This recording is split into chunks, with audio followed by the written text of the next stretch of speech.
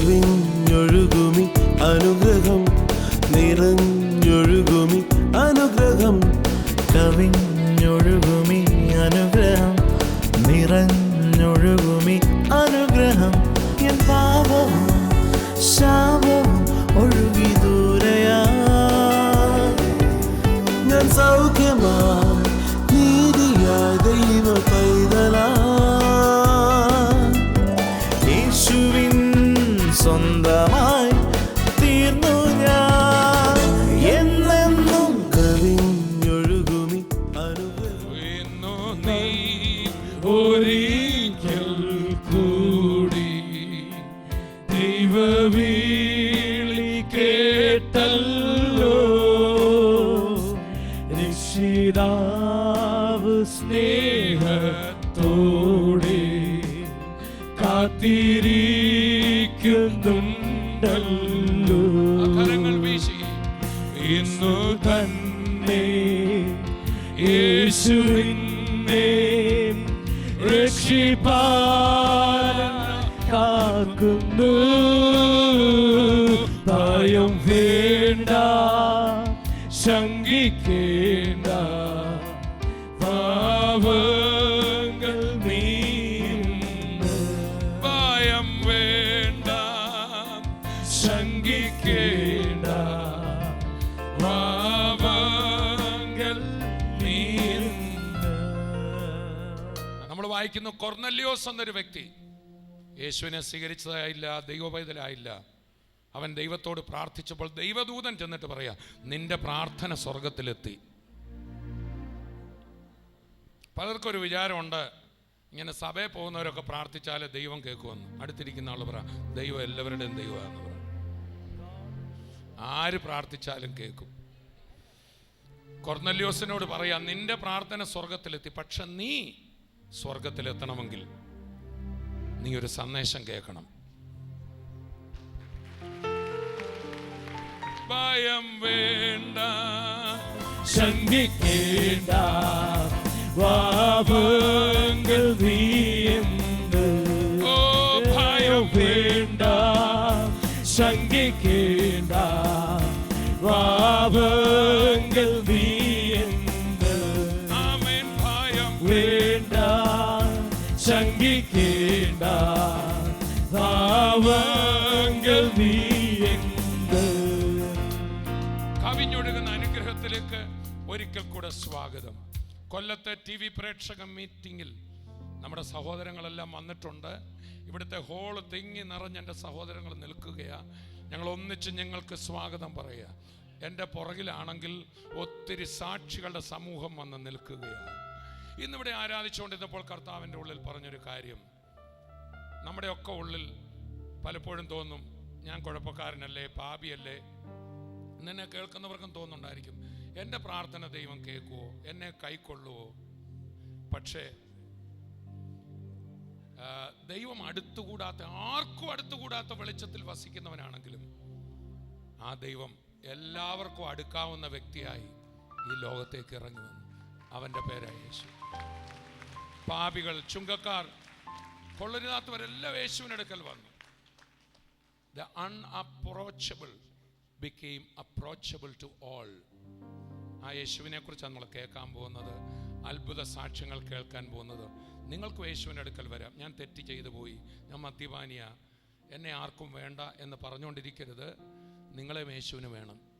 ഇന്ന് അത്ഭുത സാക്ഷ്യങ്ങൾ കേൾക്കാൻ പോവുക. അതുകൊണ്ട് ഒരിക്കലും കൈക്കൊള്ളാതെ തള്ളും എന്ന് ഒട്ടും വേണ്ട സംശയം ഹരമടിച്ച് രക്ഷിതാവു സ്നേഹത്തോടെ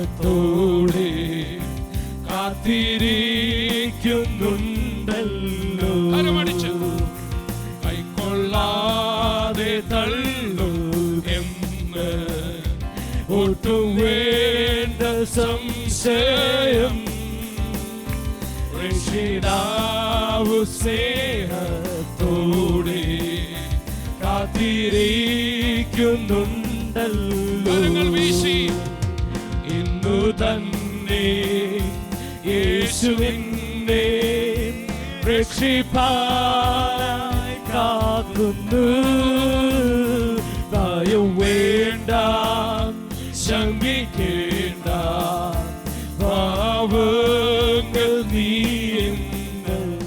തോമസ് ടുവറെ ഈ കുടുംബം, ബിജു, ഹനിജ, ഈ കുടുംബം ഇവർ രണ്ടുപേർക്ക് ഒരേപോലെ ആസ്മയുടെ രോഗമായിരുന്നു. 21 വർഷമായിട്ട് ഈ ആസ്മയുടെ അസുഖവും, ഈ സഹോദരിക്ക് ഏതാണ്ട് 19 വർഷവും ആസ്മയുടെ അസുഖവും രണ്ടുപേർക്കും. നാട്ടുകാരൊക്കെ ഇവരെ എന്താ അതിന് പറയുന്ന വലിപ്പനും വലിപ്പിന്ന് നാട്ടുകാർ വിളിക്കുന്നത്. എന്തോ വിളിക്കുന്നത്? വലിപ്പനും വലിപ്പി. രണ്ടുപേർക്കും വലിയ ഓക്സിജൻ തരുമായിരുന്നു. ഞങ്ങൾക്ക് രണ്ടുപേർക്കും കുടുംബം ഇവിടുന്ന് ജില്ലാ ഹോസ്പിറ്റലാണ്, ഓക്സിജൻ തരുവാ രണ്ടുപേർക്കും. ആ കാര്യത്തിൽ രണ്ടുപേരും കമ്പനിയായിരുന്നു. കമ്പനിയാണ്, ഞാൻ അങ്ങനെ കൂടെ കൂട്ടിയതാ. എനിക്ക് അസുഖം മുമ്പേ ഉള്ളായിരുന്നു, ഞാൻ പറ്റിച്ച് അയാളെ കല്യാണം കഴിച്ചത്.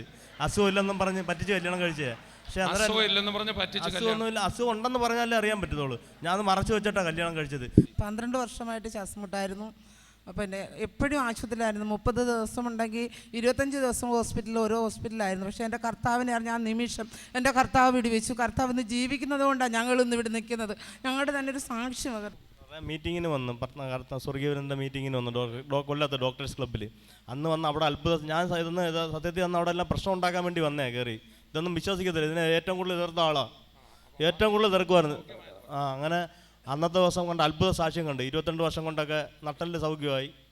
അഴിച്ചു മാറ്റിയിട്ടൊരു അങ്കിൾ ഓടി എൻ്റെ മുമ്പിൽ കൂടെ. ഞാനും കൂടെ സഹായിച്ച അങ്കിളിനെ അന്ന് കൊണ്ടുവന്നു. അന്നത്തെ ദിവസം അവിടെ മീറ്റിങ്ങിൽ കൊണ്ടുവന്നു. അന്ന് അവിടെ മീറ്റിങ്ങിൽ വന്ന വേറൊരാൾ സൗഖ്യമാകുന്ന കണ്ടു. അത് നട്ടലിന് സംബന്ധമായി അച്ഛൻ 22 വർഷമായിട്ട് കിടപ്പായിരുന്നു. പക്ഷേ ആരാധന മധ്യ അച്ഛൻ ബെൽറ്റ് അഴിച്ച് സ്റ്റേജിൽ ഓടി നടക്കുമായിരുന്നു. അത് ബ്രദർ കണ്ടു. വിശ്വസിക്കത്തില്ല, അത് ഞാനും കൂടെ സഹായിച്ച ഈ അങ്കിളിനെ അന്ന് ഇവിടെ ആഡിറ്റോറിയത്തിൽ കൊണ്ടുവന്നത്. പക്ഷെ അന്നേരം എനിക്ക് വിശ്വാസം, ആ യേശു എന്നെ വിടിവിക്കും, എൻ്റെ ശ്വാസം മുട്ട് മാറ്റുമെന്ന് എനിക്കൊരു ഉറപ്പ് വന്നു. ആ ദിവസം ഞങ്ങൾ ഈ സഭയിൽ ഒരേ കാര്യങ്ങൾ രണ്ടുപേരും കൂടെ രാത്രി പറഞ്ഞു. രാത്രി ശരിക്കും ഹെയിലർ വലിക്കണം. പക്ഷേ അന്നത്തെ ദിവസം എന്ന് പറഞ്ഞാൽ ഞങ്ങൾ ഈ കാര്യങ്ങൾ പറഞ്ഞ് ഇത് വലിക്കാൻ മറന്നുപോയി. കാര്യം പറഞ്ഞ് ഒരുപാട് രാത്രിയോളം ഈ കാര്യം പറയും. അവിടെ ഒരേ സാക്ഷ്യങ്ങളാണ് പറഞ്ഞത്. സാക്ഷ്യങ്ങളെ മൊത്തം പറഞ്ഞു. അന്ന് കാണാൻ അത്ഭുത സാക്ഷ്യങ്ങളായിരുന്നു. ഇതെല്ലാം കണ്ട് ഈ കാര്യങ്ങൾ രണ്ടുപേരും കൂടെ പറഞ്ഞ് അന്ന് ഈ ഗുളിയെ വലിക്കാൻ മറന്നുപോയി. അങ്ങനെ പിറ്റേന്ന് ഞങ്ങൾ പറയുക, ഇന്നലെ ഞങ്ങൾക്ക് വലിച്ചില്ലല്ലോ, ഗുളിയെ വലിച്ചതുമില്ല, ശ്വാസമുട്ട് വന്നതുമില്ല. ശ്വാസമുട്ടുള്ള സമയത്ത് മറ്റുള്ളവരുടെ ഭയങ്കര വൈരാഗ്യമാണ്. കാണുന്നവരെയൊക്കെ നല്ല രീതിയിൽ ഉപദ്രവിക്കുമായിരുന്നു. ഇപ്പോൾ ഉപദ്രവിക്കുന്നുണ്ടോ? ഇല്ല, ഇപ്പോൾ ഏറ്റവും നല്ല ബെസ്റ്റായി. കർത്താവ് ഏറ്റവും നല്ല ബെസ്റ്റാക്കി മാറ്റി. ഒരു കുഞ്ഞാടിനെ പോലെ ആക്കി. ഇപ്പം അനേകരെ കർത്താവിലേക്ക് നടത്തുന്നു.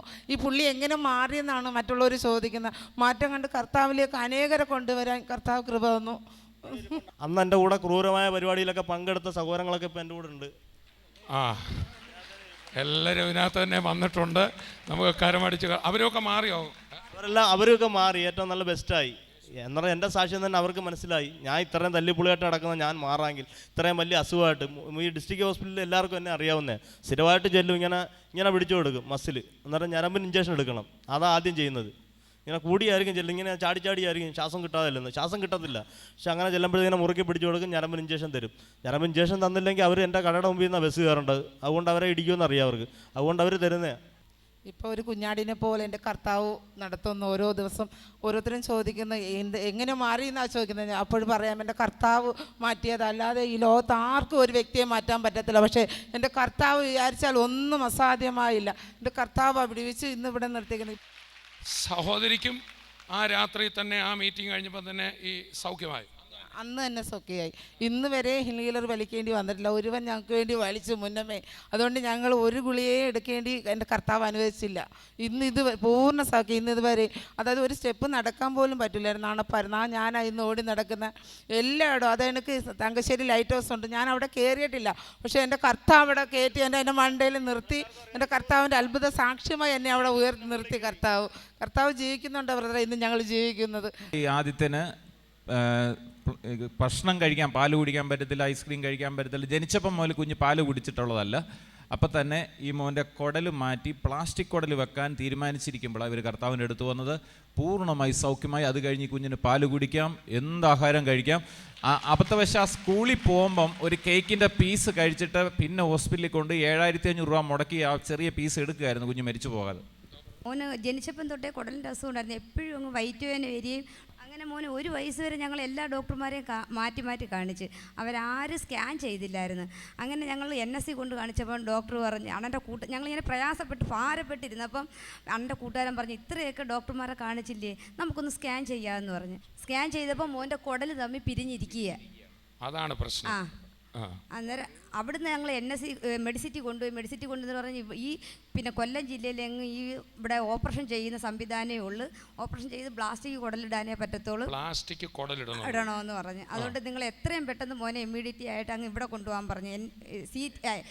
SAT കൊണ്ടുപോകാൻ പറഞ്ഞു മോനെ. ഞങ്ങൾ ആ രാത്രി 1 മണിക്ക് തന്നെ ശങ്കേഴ്സിലെ ഡോക്ടർ തിരുവനന്തപുരത്തേക്ക് വിളിച്ച് ശങ്കേഴ്സിൽ കൊണ്ടുവന്നായിരുന്നു. 12 മണിയായി.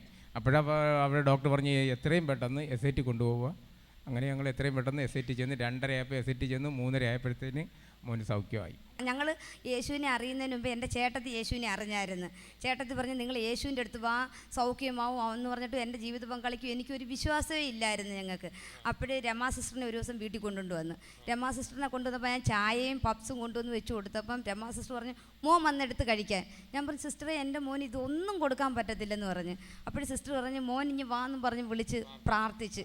രമാ സിസ്റ്റർ പ്രാർത്ഥിച്ചവൻ പറഞ്ഞു മോൻ ഇതെടുത്ത് കഴിക്കാൻ പറഞ്ഞു. അന്ന് രാത്രി തന്നെ എൻ്റെ മോനൊരു കുഴപ്പവും ഇല്ലായിരുന്നു. അന്ന് പ്രാർത്ഥിച്ചു കൊടുത്ത ശേഷം ഒരു കുഴപ്പവും ഇല്ല. അന്നേരം രമാ സിസ്റ്റർ പറഞ്ഞ് BBC ക്ലാസ്സിൽ കൊണ്ടുവരാൻ പറഞ്ഞു മോനെ. അന്ന് തന്നെ കൊണ്ടുവന്ന് അവിടെ കുട്ടിക്ക് കൊടുക്കുന്ന ഫ്രിഡ്ജിൽ ആഹാരവും ഐസ്ക്രീം എല്ലാം കൊടുത്തിട്ട് എൻ്റെ മോന് ഒരു കുഴപ്പവും ഇല്ലായിരുന്നു. അപ്പോഴും തന്നെ മോൻ സാക്ഷിയെ ശിവബ്രദറിൻ്റെ അടുത്ത് കയറി പറയുകയും ചെയ്തു. BBS വെച്ച് കുഞ്ഞിനോട് പറഞ്ഞു യേശു അവനെ തൊട്ടു, എനിക്കിപ്പം പൂർണ്ണ സൗഖ്യമായെന്ന് പറഞ്ഞ് സാക്ഷി. BBS വെച്ച് എന്തെങ്കിലും സംഭവിച്ചു? കർത്താവിൻ്റെ വലിയ മഹത്വം. ഞാൻ കുറേ അത്ഭുത സൗഖ്യങ്ങളുണ്ടായി. കണ്ണ് കാണാൻ വയ്യാത്ത ഒരു കുഞ്ഞിന് കണ്ണിനൊരു സൗഖ്യം കിട്ടി. കുഞ്ഞുങ്ങൾക്ക് വേണ്ടിയുള്ള ക്ലാസ്. യേശു ആ BBSന്റെ മധ്യ ഇറങ്ങി വരികയും കുഞ്ഞുങ്ങൾ ഒരുപാട് പേര് സൗഖ്യമായി. ആ കൂട്ടത്തിൽ കുഞ്ഞും വന്ന് പറഞ്ഞു എന്നെ യേശു തൊട്ടു, എനിക്കിപ്പം പൂർണ്ണ സൗഖ്യമായെന്ന് പറഞ്ഞു. അങ്ങനെ ഉണ്ടായ മോനെ യേശു തൊട്ടപ്പോൾ എനിക്ക് നല്ലോണം പൂർണ്ണ സൗഖ്യമായി. BBS പഠിക്കുമ്പോഴോ വന്ന് തൊടുമ്പോൾ എനിക്ക് എന്താണ്ടോ എൻ്റെ വയറ്റിൽ നിന്ന് ഇറങ്ങി പോകുന്ന കണക്ക്.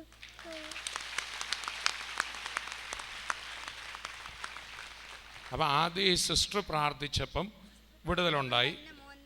എന്തോ സിസ്റ്റർ രമാ സിസ്റ്റർ മോൻ്റെ വയറ്റിൽ കൈ വെച്ച് പ്രാർത്ഥിച്ചവൻ തന്നെ എൻ്റെ അടുത്ത് പറഞ്ഞ് അതെടുത്ത് കൊടുക്കാൻ. ആ മുട്ടപ്പസ് ഒന്നും അന്ന് തന്നെ ഒരു വിടുതലായി. മോൻ കഴിച്ചു. അത് കഴിഞ്ഞാണോ BBS? അത് കഴിഞ്ഞ് ഞങ്ങൾ BBC ക്ലാസ് പിറ്റേന്നാണ് BBS ക്ലാസ് വരുന്നത്. അവിടെ വെച്ചാണ് ഐസ്ക്രീമും പിന്നെ ബിരിയാണി സഹിതം കഴിച്ചു മോൻ.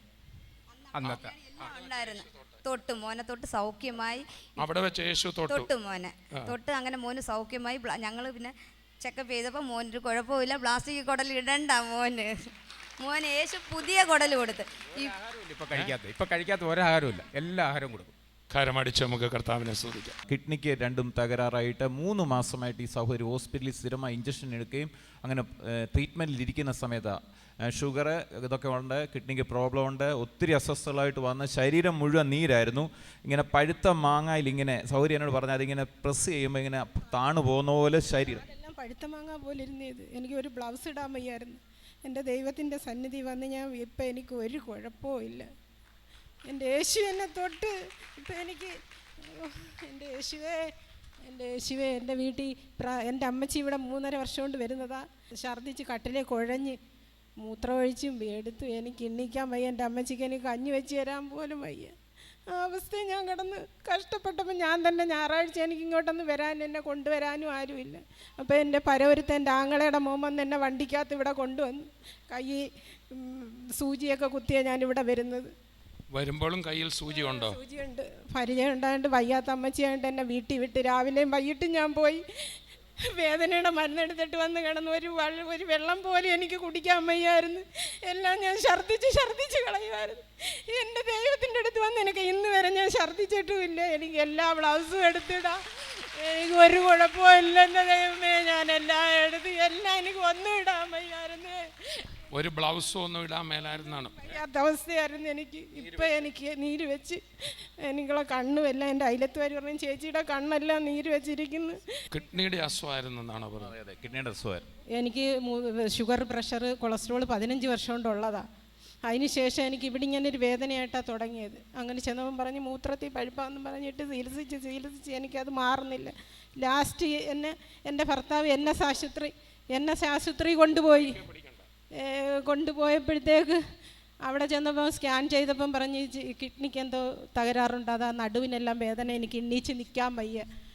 എനിക്ക് സ്വന്തമായിട്ട് എണ്ണീച്ച് നിൽക്കാൻ വയ്യ. എൻ്റെ അമ്മ എന്നെ പിടിച്ച് മുതുവിനൊക്കെ തടവി ഛർദ്ദിച്ച് നൂത്തിരുത്തി എനിക്ക് കഞ്ഞി വെള്ളമൊക്കെ തന്നാൽ അത് ബക്കറ്റ് എടുത്ത് വെച്ച് അതിൽ ഛർദ്ദിച്ചൊഴിക്കും. ഞാൻ ഇവിടെ എങ്ങ് ഓടി വന്ന് ട്രിപ്പിന്റെ ഇതെല്ലാം സൂചിയൊക്കെ കുത്തി ഇവിടെ വന്നപ്പോ എന്നെ ഈ ദൈവദാസൻ ഞായറാഴ്ച ഈ സഹോദരി മീറ്റിംഗ് വന്ന് റോയ് ബദർ പ്രാർത്ഥിക്കും. ഈ സഹോദരി ഈ അവസ്ഥയിലാണോ അവിടെ സ്റ്റേജിൽ താഴെ വീണു, കുറച്ചു നേരം സ്റ്റേജിൽ കിടന്നു, എഴുന്നേറ്റ് വന്നപ്പം സഹോദരി പിന്നെ തുള്ളിച്ചാടുന്ന ഞങ്ങൾ കണ്ടത്. തുള്ളിച്ചാടുക നല്ലപോലെ നടന്ന് ഇവിടുന്ന് പോകുമ്പോൾ തന്നെ എനിക്ക് നല്ല സുഖം. പിറ്റേ ദിവസം സഹോദരങ്ങൾ വീട്ടിൽ ചെല്ലുമ്പോൾ കാണുന്ന കാഴ്ച ഈ സഹോദരി ഓടി നടന്ന് ജോലി ചെയ്യുക, വെള്ളം കോരുക, ജോലി ചെയ്യുക രാവിലെ മുതൽ. എന്നിട്ട് ഫോണിൽ കൂടെ സഹോദരി എന്നെ അന്നേരം വിളിച്ചു. കാലെല്ലാം കാണിച്ചു കൊടുത്ത് എൻ്റെ കാലെല്ലാം താണ്ട് ഇപ്പം എൻ്റെ സുഖമായിരിക്കുന്നു. എനിക്ക് വയ്യാത്ത കാലെല്ലാം എനിക്ക് സൗഖ്യം തന്ന് ഞാൻ ചായ ഇട്ട് കഞ്ഞിയും വെച്ചെന്ന്. കഞ്ഞിയും വെച്ച് പിറ്റേ ദിവസം തന്നെ പിന്നെ ഈ ഇതുവരെ ഞാൻ ഇവിടുത്തെ കാര്യം പറയുമ്പോൾ ഒറ്റ ഓട്ട, പിന്നെ ഒന്നും ഞാൻ നോക്കത്തില്ല. എല്ലാ ഞായറാഴ്ചയും ആരാധനയ്ക്ക് വരുമ്പം ഈ സഹോദരി സ്പ്രിങ് കാലെ കടുപ്പിച്ചിട്ടുണ്ടെന്ന് നമുക്ക് തോന്നി. ഇപ്പോൾ ഇങ്ങനെ തുള്ളി ചാടുന്ന കാണാം. വന്ന് ആ മീറ്റിങ്ങിൻ്റെ അവിടെ കാല് കുത്തി കഴിഞ്ഞാൽ പിന്നെ ഞാനല്ല. ഞങ്ങൾ ആദ്യ ദിവസം വന്നിരുന്ന് ഞാൻ ഓർക്കുന്നുണ്ട്. ഈ സഹോദരി തീർത്തും അവശ്യമായിട്ട് എനിക്ക് ശരീരം മുഴുവൻ നീരായിട്ടാണ്. ഈ അപ്പം തന്നെ ഈ സഹോദരി പറയാ കയ്യിൽ ഇതിട്ടിട്ടുണ്ട്. അപ്പം ഇട്ടിട്ടുണ്ട്. അപ്പം വർഷിപ്പ് ചെയ്തും പറയുകയും ചെയ്തു, ഇങ്ങനെ ആശുപത്രിയിൽ നിന്ന് വന്ന ആരോ ഇതിനകത്തുണ്ട്. അപ്പോൾ ഈ സഹോദരി ഓടി മുമ്പോട്ട് വരുമായിരുന്നു. വന്ന് പ്രാർത്ഥിച്ച് കഴിഞ്ഞ് ഈ സഹോദരി പിന്നെ അന്നേരം മുതൽ തുടങ്ങിയ സൗഖ്യമാണ്. സ്റ്റേജിലൊന്ന് വീണു, എഴുന്നേറ്റ് കഴിഞ്ഞ് പിന്നെ ഈ സഹോദരി അന്നേരം തുടങ്ങി തുള്ളിച്ചാടുക. ഇപ്പോഴും തുള്ളിച്ചാടുക, ഭയങ്കര സന്തോഷം. 3 മാസം എൻ്റെ അപ്പുറം ഇപ്പുറമുള്ള വീട്ടിൽ എന്നെ എത്തി നോക്കി ഞാൻ കിടന്ന്. എല്ലാവരും ഉറങ്ങുമ്പോൾ ഞാൻ ഉറങ്ങത്തില്ലായിരുന്നു. എൻ്റെ ദൈവം ഇവിടെ വന്നു കയറിയനൊക്കെ പിന്നെ എനിക്ക് ഇതുവരെ ഉറക്കത്തിനൊരു കുഴപ്പമില്ല. നാളുകളായിട്ട് ഈ സഹോദരിക്ക് ഉറങ്ങത്തില്ല. നോസിട്ട് പറയാം, മീറ്റിംഗ് വന്ന അന്ന് മുതൽ സുഖമായിട്ട് ഉറക്കം വന്നു. എനിക്ക് ഉറക്കം തന്നു. ഞാൻ എൻ്റെ മക്കളുടെ അടുത്ത് എപ്പോഴും പറയും, മക്കളെ ഇപ്പം അമ്മയ്ക്ക് ഉറക്കമുണ്ട്, ദൈവമേ ഞാനിപ്പോൾ ഒരു ചുരുക്കി പറഞ്ഞാൽ ആ കിഡ്നിയുടെ പ്രോബ്ലം മുഴുവൻ മാറി. ഡോക്ടറിനെ ഒക്കെ കൊണ്ട് കാണിച്ച് ഇപ്പോൾ ഒരു ട്രീറ്റ്മെന്റ് ഇല്ല, കഴിക്കുന്നില്ല. ഡോക്ടറെ പിന്നെ പോയി കണ്ടോ? കാണാൻ ചെന്നു പറഞ്ഞു ഇപ്പൊ കുഴപ്പമൊന്നുമില്ല, എന്തെങ്കിലും കുഴപ്പമുണ്ടേ വന്നാൽ മതിയെന്ന്. പിന്നെ ഈ സിസ്റ്റർക്ക് 7 വർഷമായിട്ട് വയറിനകത്തൊരു മുഴയായിട്ട് യൂട്രസിൽ മുഴയായിരുന്നു. 7 വർഷമായി തിരുവനന്തപുരം SAT മെഡിക്കൽ കോളേജിൽ ചികിത്സയിലായിരുന്നു. എനിക്ക് കട്ടിലിൽ നിന്ന് എണീക്കാൻ പോലും ആ ദിവസങ്ങളിൽ ഒക്കെ 7 വർഷം അങ്ങനെ തന്നെ ആയിരുന്നു. എൻ്റെ വീട്ടുകാർ ഉറങ്ങുന്ന 2015 ബ്രദറെ. ഞാൻ എപ്പോഴും കിടന്നങ്ങ് കരയുമായിരുന്നു. അതെന്ന് വെച്ചാൽ അവർക്ക് രാത്രി ഉറക്കമില്ലായിരുന്നു, ഞാനും അതുപോലായിരുന്നു. പക്ഷേ യേശു എന്നെ സൗഖ്യമാക്കി. ഞാൻ ആരാധനയ്ക്ക് വന്നു, ഒരാഴ്ച വന്ന് വീട്ടിൽ ചെന്നിരുന്ന് പറഞ്ഞ് ഞാൻ അവിടെ ഈ കിടന്നുകൊണ്ട് ഞാൻ പറയും, എന്നെ ആരെങ്കിലും രക്ഷിക്കാൻ ഈ ലോകത്തുണ്ടോ, എനിക്കൊരു രക്ഷ ഉണ്ടാവുമെന്ന്. അങ്ങനെ എൻ്റെ അമ്മയാണ് ആദ്യം ആരാധനയ്ക്ക് വന്നത്. അതുകൊണ്ടുള്ള ബുദ്ധിമുട്ട് എന്തായിരുന്നു? ഈ ശക്തമായ വേദനയായിരുന്നു, ആഹാരം കഴിക്കാൻ ഒക്കത്തില്ല, ഛർദിൽ. പിന്നെ ഞാൻ ഒന്ന് തിരിയുന്നത് തന്നെ നിലയം വിളിച്ചുകൊണ്ടായിരുന്നു, അത്രയ്ക്കുള്ള വേദനകളായിരുന്നു. 7 വർഷം 2008 തിരുവനന്തപുരം മെഡിക്കൽ കോളേജിൽ എന്നെ കൊണ്ടുപോകുന്നത്. 1 വർഷം കൊല്ലത്തായിരുന്നു ചികിത്സ, പിന്നെ 7 വർഷം കൊണ്ട് മെഡിക്കൽ കോളേജിലായിരുന്നു. അന്നോട്ട് ഇന്ന് വരെ അവരെനിക്ക് മരുന്ന് വന്ന് എൻ്റെ യേശുവാണ് എൻ്റെ വേദന മാറ്റിയത്. എങ്ങനെ സൗഖ്യമായത്? കൊല്ലത്ത് ആരാധനയ്ക്ക് വന്ന് ഞാൻ വീട്ടിൽ ചെന്നത് പറഞ്ഞ് എനിക്കിവിടെ ഒരു രക്ഷയുണ്ട്. ഞാൻ വീട്ടിൽ ചെന്നത് ഇങ്ങനെ പറഞ്ഞുകൊണ്ടിരുന്ന എനിക്ക് എവിടെ പോയപ്പോൾ എനിക്ക് വിശ്വാസമുണ്ട് അവിടെ മാറുമെന്ന്. ഞാൻ അങ്ങനെ വീട്ടിൽ നിന്ന് പറഞ്ഞപ്പോൾ ചെറിയൊരു വയറുവേദന പോലെ വന്ന്. പക്ഷേ എപ്പോൾ ശരീരം എപ്പം വന്നു? 10 മണിയായി രാത്രി. 2ാമത്തെ ആഴ്ച ആരാധനയ്ക്ക് പോയിട്ട് വീട്ടിൽ വന്ന് രാത്രി 10 മണിയായി. ഞങ്ങൾ ഈ യേശുവിനെ കുറിച്ച് പറഞ്ഞുകൊണ്ടിരുന്നപ്പോഴാണ് എനിക്കൊരു വയറുവേദന പോലും ഇങ്ങനെ വന്നപ്പോൾ ഞാൻ കുഴഞ്ഞ് ഈ കസേരയിലങ്ങ് ഇരുന്ന്. എൻ്റെ അമ്മ വന്നിട്ട് ചെന്തോ, ഞാൻ പറഞ്ഞ അമ്മ എനിക്ക് അറിയത്തില്ല എന്തുവാന്ന്. യേശുവിനെ കുറിച്ച് പറഞ്ഞുകൊണ്ടിരുന്ന സമയത്താ എനിക്ക് സുഖമാവും, യേശു എന്നെ സൗഖ്യമാക്കും എന്ന് പറഞ്ഞുകൊണ്ടിരുന്ന സമയത്താണ് ഈ വേദന വരുന്നത്. പക്ഷെ എൻ്റെ വയറിന് നല്ല വലിപ്പം ഉണ്ടായിരുന്നു, അതെനിക്ക് അറിയാമായിരുന്നു.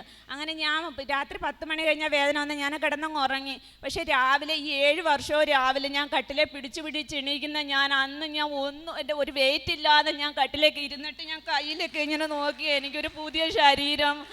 എൻ്റെ വയറിന് എണീറ്റ് ഇരുന്നപ്പം വെയിറ്റ് ഇല്ല, വയറ് ചൊട്ടി കണക്ക്.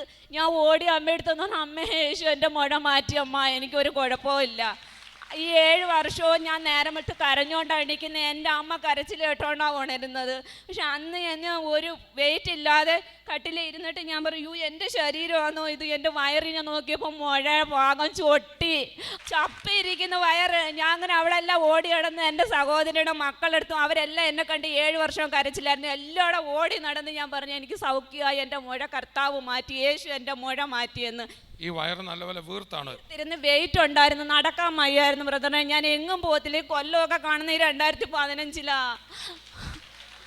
ഞാനൊരു റൂമിനകത്തെന്ന് പറഞ്ഞാൽ എനിക്ക് ആരെയും കാണണ്ട, ഞാൻ രോഗിയാണ്. അഥവാ ഞാൻ എവിടെയെങ്കിലും ഇറങ്ങി ആരെങ്കിലും ചോദിക്കും നീ ഇത്ര നാളായി മെഡിക്കൽ കോളേജിൽ പോകുന്ന 7 വർഷമായില്ല, ഇതുവരെ നിൻ്റെ രോഗം മാറിയില്ലെന്ന്. അതുകൊണ്ട് ഞാൻ എങ്ങും പോകത്തില്ലായിരുന്നു, എനിക്ക് എങ്ങും പോകാൻ വയ്യ, ആരെയും കാണണ്ടായിരുന്നു. ഈ 2015 എനിക്കൊരു പുതിയ ജീവിതം എൻ്റെ കർത്താവ് തന്നത്. എൻ്റെ അമ്മ പറയുമായിരുന്നു ഇത് വേദന എടുക്കാതെ അങ്ങ് മരിക്കട്ടെ, എന്തിനാ ഇങ്ങനെ വേദന ഉണ്ടെന്നേന്ന്. ഇപ്പം അമ്മ ഞാൻ ചിരിക്കുന്ന കണ്ട അമ്മ ചിരിക്കുക. 7 വർഷം എൻ്റെ അമ്മയ്ക്ക് നല്ല ആരോഗ്യവതി അല്ലായിരുന്നു. 7 വർഷവും മെഡിക്കൽ കോളേജിലും വീട്ടിലുമായിട്ടായിരുന്നു ബ്രദറെ. കുറേ ദിവസം അവിടെ പോയി കിടക്കും, 8-9 ദിവസം SAT മെഡിക്കൽ കോളേജിൽ കിടക്കും. എൻ്റെ അമ്മയ്ക്ക് വയ്യ, കൂട്ടിരിക്കുക, ഉറങ്ങാതെ എൻ്റെ അമ്മ എൻ്റെ കട്ടിൻ്റെ അടുത്തിരിക്കും. ഡോക്ടർമാർ പല മരുന്നും ചെയ്തു കിട്ടും. ഒരു പ്രാവശ്യം റൗണ്ട്സിന് വന്നപ്പോൾ ഇയാൾക്ക് എന്തൊരു അസുഖം ഇത് എന്ന് ചോദിച്ച് എനിക്ക് അറിയത്തില്ലായിരുന്നു എന്തുവാന്ന്.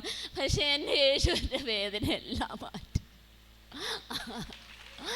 എനിക്ക് എത്ര നന്ദി പറഞ്ഞാലും മതിയാവത്തില്ല. എൻ്റെ മോനും എന്നെ കാണുന്നു നല്ലൊരു അമ്മയായിട്ട്. അവൻ ചോദിക്കും എൻ്റെ അമ്മ മാത്രം എപ്പോഴും കട്ടിലേ കിടക്കുന്നത് എന്തിനാ? എല്ലാ അമ്മമാരും സ്കൂളിൽ ചെല്ലും. ഞാൻ അഥവാ പോയാലും ഞാൻ ഒരു ആട്ടോ വിളിച്ചിട്ട് ഞാൻ അവിടെ നിന്നിട്ട് ഓടിഞ്ഞ് പോരും. എനിക്ക് നിൽക്കാനോ, ഞാൻ എത്ര നേരം കൊണ്ട് ഇവിടെ നിൽക്കുന്നു ബ്രദറെ, ഞാൻ ഇങ്ങനൊന്നും നിൽക്കത്തില്ല, ഞാൻ എങ്ങും പോകത്തില്ലായിരുന്നു. ഈ 2015 ഞാൻ എവിടെല്ലാം എൻ്റെ കർത്താവ് എന്നെ കൊണ്ടുപോകുന്നു. ദൈവസ്നേഹം വർണ്ണിച്ചിടാ വാക്കുകൾ പോരാ, നന്ദി ചൊല്ലി തീർക്കുവാനേ ജീവിതം പോരാ. കരങ്ങൾ ഉയർത്തി കഷ്ടപ്പാടിൻ കാലങ്ങളിൽ രക്ഷിക്കുന്ന സ്നേഹമോർത്ത എത്ര സ്തുതിച്ചാലും മതി വരുമോ? ദൈവസ്നേഹം വർണ്ണിച്ചിടാ വാക്കുകൾ പോരാ, നന്ദി ചൊല്ലി തീർക്കുവാനേ ജീവിതം പോരാ. എന്നെ TV-യിൽ കേട്ടുകൊണ്ടിരിക്കുന്ന ഓരോരുത്തരോടും എനിക്ക് സംസാരിക്കാൻ സന്തോഷമുണ്ട്. അത്ഭുത സാക്ഷ്യങ്ങളാണ് നമ്മൾ കേട്ടത്, അത്ഭുത സാക്ഷ്യങ്ങൾ. അതിൽ പല സാക്ഷ്യങ്ങളും കർത്താവ് നേരിട്ടിറങ്ങി വിടുവിച്ചതായിരുന്നു. വീണ്ടും ഞാൻ പറയാം, കൈക്കൊള്ളാതെ തള്ളുവെന്ന് ആരും ഭാരപ്പെടണ്ട. എന്നെ യേശു തള്ളുവോ? ആരും ഭാരപ്പെടണ്ട.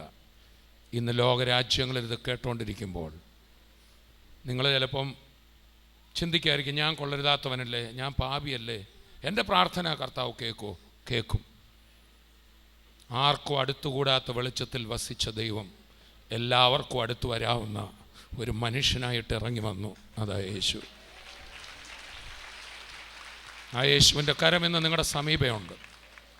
ഇന്ന് കേട്ട സാക്ഷ്യത്തിൽ അത്ഭുതങ്ങൾ ചെയ്ത എൻ്റെ കൂടെ നിൽക്കുന്ന ഈ സഹോദരിയെ അവളുടെ കട്ടിൽ ഇറങ്ങി വന്ന് വിടുവിച്ച കർത്താവിൻ്റെ അത്ഭുത ശക്തി തളർന്നു കിടക്കുന്ന ശരീരത്തിലേക്ക് ഇപ്പോൾ തന്നെ വ്യാപരിക്കുക. ക്യാൻസർ രോഗികളുടെ മേൽ ഇപ്പോൾ തന്നെ ദൈവശക്തി വ്യാപരിക്കുക.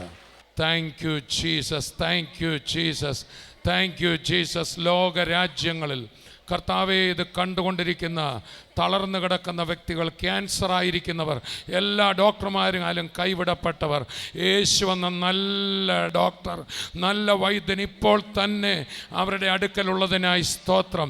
യേശുവിൻ്റെ നാമത്തിൽ ക്യാൻസറുകൾ സൗഖ്യമാകട്ടെ. യേശുവിൻ്റെ നാമത്തിൽ മുഴകൾ അപ്രത്യക്ഷമാകട്ടെ. കർത്താവെ മദ്യപാനികളെ രൂപാന്തരപ്പെടുത്തണം, തകർന്ന ജീവിതങ്ങളെ വിടുവിക്കണം. ക്രിമിനൽ എന്ന് പറഞ്ഞ് ലോകം തള്ളിയവരെ സ്നേഹം കൊണ്ട് രൂപാന്തരപ്പെടുത്തണം. ഡോക്ടർമാർ കൈവിട്ടവരെ വിടുവിക്കണം. ബാങ്കുകൾ ജപ്തി നടപടിയുടെ മുമ്പിൽ ബാങ്കുകളെ ഭയന്നിരിക്കുന്നവർക്ക് അത്ഭുത വഴികൾ തുറക്കണം. ആത്മഹത്യ മാത്രമേ വഴിയുള്ളെന്ന് പറഞ്ഞവർ ഇന്ന് യേശുവിൻ്റെ സ്നേഹം കാണട്ടെ. യേശുവിൻ്റെ നാമത്തിൽ ഈ പ്രാർത്ഥനയിൽ പങ്കുകൊണ്ടുകൊണ്ടിരിക്കുന്ന ലോകരാജ്യങ്ങളിൽ ഓരോരുത്തരും ഈ നിമിഷം വിടുതലാകട്ടെ. ബന്ധനങ്ങൾ അഴിയട്ടെ, പൈശാചിക ശക്തികൾ വിട്ടുമാറട്ടെ. രോഗികൾ സൗഖ്യമാകട്ടെ, ഇപ്പോൾ തന്നെ വിടുതലാകട്ടെ. ആ തളർന്നു കിടക്കുന്നവർ ഇപ്പോൾ തന്നെ എഴുന്നേൽക്കട്ടെ. മുഴകൾ അപ്രത്യക്ഷമാകട്ടെ, കണ്ണിന് കാഴ്ച ലഭിക്കട്ടെ, കാതിന് കേൾവി ലഭിക്കട്ടെ, ആന്തരിക അവയവങ്ങൾ ബാഹ്യ ശരീരത്തിലും വിടുതലാകട്ടെ, മാനസിക മുറിവുകൾ വിട്ടുമാറട്ടെ, അത്ഭുതങ്ങൾ സംഭവിക്കട്ടെ. യേശുനാഥ, നീ കൈവിടാത്ത കർത്താവാണല്ലോ. വിടുവിച്ചിരിക്കാൻ നന്ദി. യേശുവിൻ നാമത്തിൽ തന്നെ ആമേൻ, ആമേൻ. പ്രിയപ്പെട്ടവരെ, എനിക്ക് ഉറപ്പുണ്ട് കർത്താവിൻ്റെ കരം നിങ്ങളെ തൊട്ടിട്ടുണ്ട്. ആ കിടക്കുന്നയാളൊന്ന് ചാടി ഒന്ന് എഴുന്നേറ്റ് ആ ഉയർത്താൻ മേലാത്ത കൈ ഒന്ന് ഉയർത്തിക്ക്. ഒന്ന് എന്താണോ അസ്വസ്ഥത യേശു മാറ്റിയിട്ടുണ്ട്. ആ ശരീരം ഒന്ന് ചെക്ക് ചെയ്ത് നിങ്ങളുടെ അത്ഭുത വിടുതലുകൾ കേൾക്കാൻ ഞങ്ങൾ ആഗ്രഹിക്കുന്നു. ഇനി ഇങ്ങനൊരു TV പ്രേക്ഷക മീറ്റിംഗ് ഉള്ളിടത്ത് നിങ്ങൾ വരണം, സാക്ഷ്യം പറയണം. അപ്പോൾ തന്നെ നമ്മുടെ പ്രെയർ ലൈൻ നമ്പർ ഇവിടെയുണ്ട്, ഒന്ന് വിളിച്ച് നിങ്ങളുടെ സാക്ഷ്യം പറയണം. കർത്താവ് നിങ്ങളെ അനുഗ്രഹിക്കട്ടെ. അടുത്ത എപ്പിസോഡിൽ കാണും വരെ കർത്താവ് തൻ്റെ കൃപയിൽ നമ്മെ സൂക്ഷിക്കും. I bless you in Jesus name. प्रेम का सागर है तू,